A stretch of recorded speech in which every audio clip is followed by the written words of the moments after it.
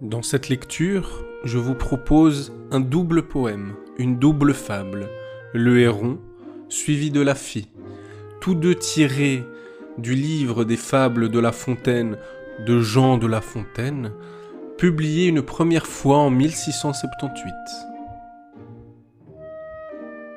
Le Héron.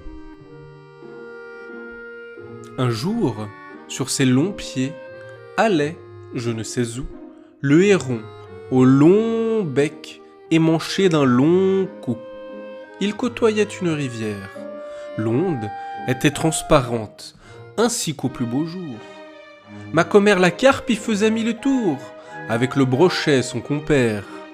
Le héron en eût fait aisément son profit. Tous approchaient du bord. L'oiseau n'avait qu'à prendre, mais il crut mieux faire d'attendre qu'il eût un peu plus d'appétit. Il vivait de régime et mangeait à ses heures. Après quelques moments, l'appétit vint.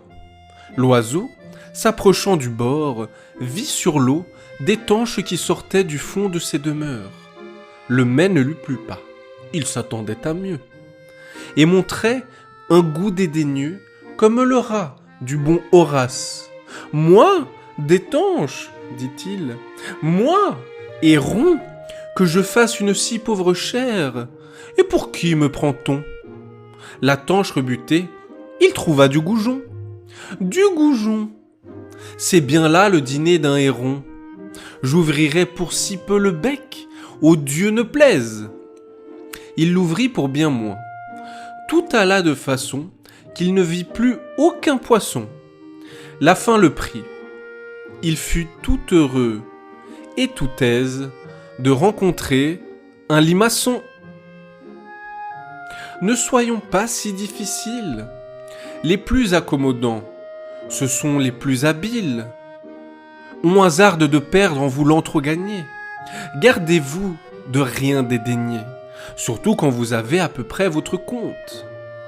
Bien des gens y sont pris. Ce n'est pas au héron que je parle. Écoutez, humains, un autre conte. Vous verrez que chez vous j'ai puisé ces leçons.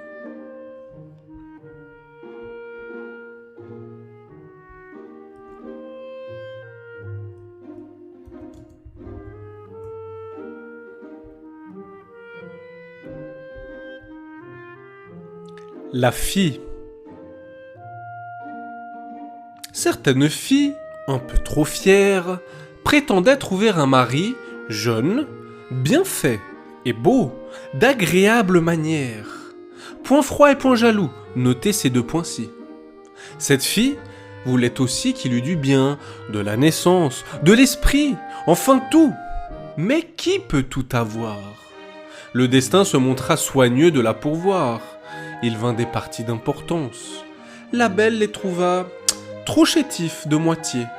Quoi ? Moi ? Quoi, ces gens-là ? L'on radote, je pense. À moi les proposer ? Hélas, ils font pitié. Voyez un peu la belle espèce. L'un n'avait en l'esprit nulle délicatesse.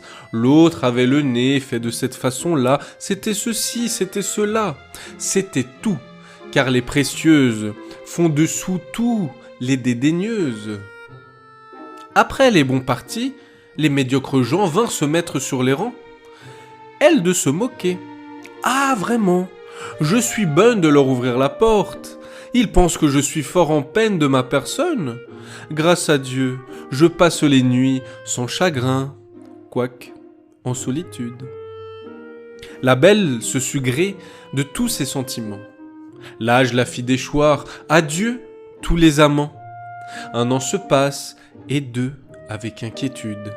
Le chagrin vient ensuite, elle sent chaque jour déloger quelques ris, quelques jeux, puis l'amour.